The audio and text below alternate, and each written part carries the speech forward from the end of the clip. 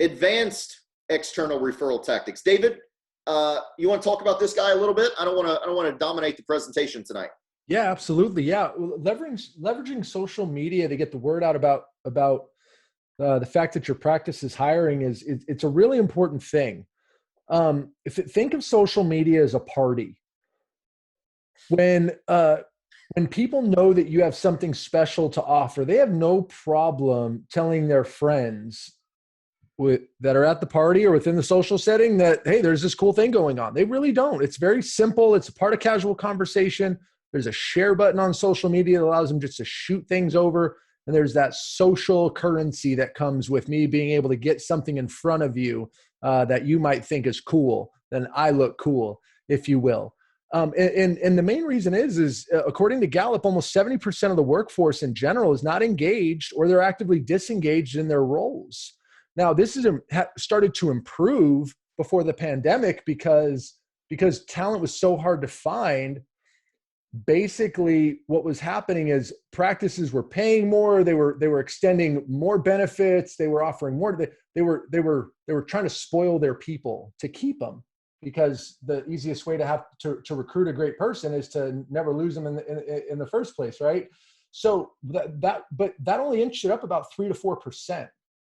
3 to 4 points. So the key on that is when we see so many people in the work or in the labor division or in the workforce that are not engaged or actively disengaged in their roles, this kind of social marketing, if you will, or social recruiting, it greatly expands our reach to access people who aren't actively searching, like Colin said, but they're not happy in what they're doing.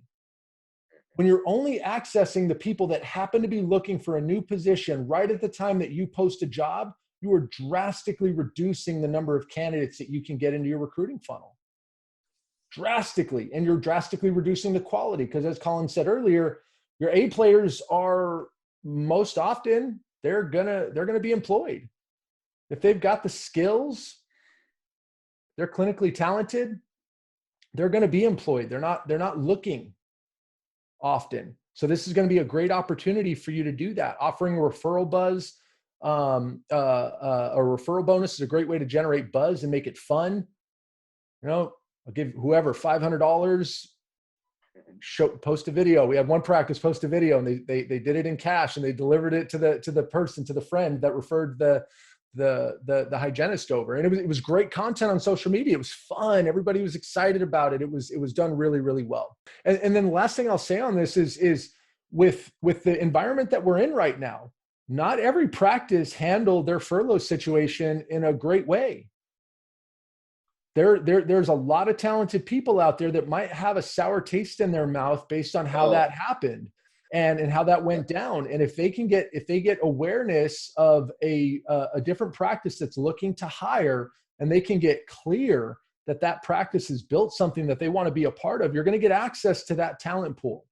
And that's the high quality talent pool that those practices were trying to retain, but they just messed it up in some way, shape, or form that you can then be able to take advantage of. With social media, this really is about painting a picture. This is about something that we can do continuously.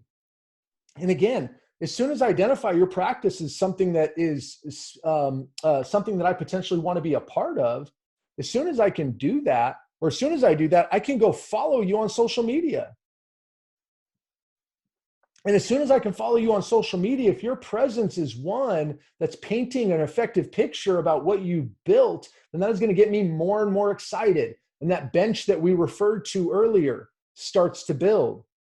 People are watching actively what happens. We have one practice as we created their onboarding experience, or helped them create their onboarding experience. One of the things that they do is when the new team member walks in, everybody gets there early. When they walk in the morning, they have confetti poppers. And they film it, and the person gets scared, and they're jolted, and everybody's clapping, and they're all high-fiving, and they're all excited. It's such a great first experience. And then people look at that and say, well, what was my first day like? Yep. Right. And they bump it up against that experience, and the picture that you can paint on social media is a very important one. And are you currently, is your social media pages painting that picture in an effective way for potential team members? Does your social media page show how important your team is? Yeah, go back to that next one. Does it show how important they are? Is it highlighting? Go to this one. Yep. Oh yeah, there you go. Yep. Does it talk about does it talk about your team members and why they're so critical to patient success? And does it highlight them? Does your social media page put them at the forefront? Does it ensure that they are a part of the team, a clear part of the team, stars of the team that go create this massive impact for the community that you guys are serving? You can be very intentional about that. You see the Meet the Team stuff. You guys can do this in a way that's very, by the way, you guys already have people on your staff that love social media, and they could do this stuff in no time flat. And they would love to, because they're social media nuts. This isn't an elaborate strategy that you have to necessarily go spend a lot of money on. Like I said, like we talked about before, is your practice a place where people want to spend a significant amount of their time? Can they go to your page? Can they see what the practice looks like? Can they think to themselves, that's an environment that I want to be a part of? Look at that team, they're having fun. Or look at that team, they're working really hard, or whatever it is, whatever the fit, whatever your A-player profile is your practice portraying the environment that profile wants to be a part of. You have to be able to be intentional about that.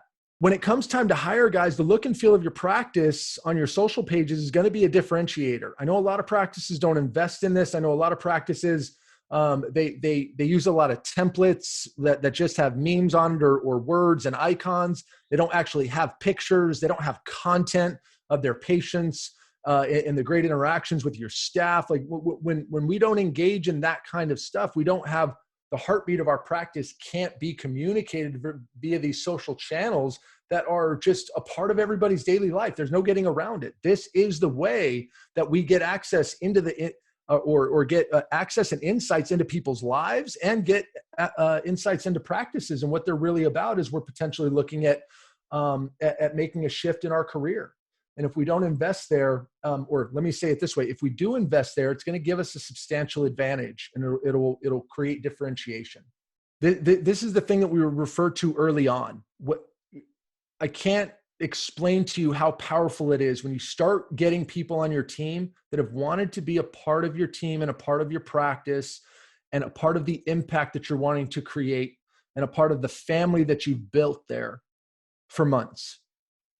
They are so grateful to finally have the opportunity to be a part of your practice. And just think about every day when you walk in, when you have a team of people who are grateful to be on that team, to be a part of that practice, to have the opportunity to have that impact, to contribute to their second family. Think about how different you would rate your team on that scale of 1 to 10. And again, think about what you did in 2019. Think about what you're potentially going to do coming out of the pandemic. Rate your team. If they're a 6 or a 7 and you have that kind of team, you're probably going to rate them as the 9 or 10 that Colin talked about. How different would your practice be? And then think about that CEO dentist quadrant. And think about how much more efficiently things could run. More money, less time. Yep. Right? How do we get into that quadrant? And how is our team the focal point of that?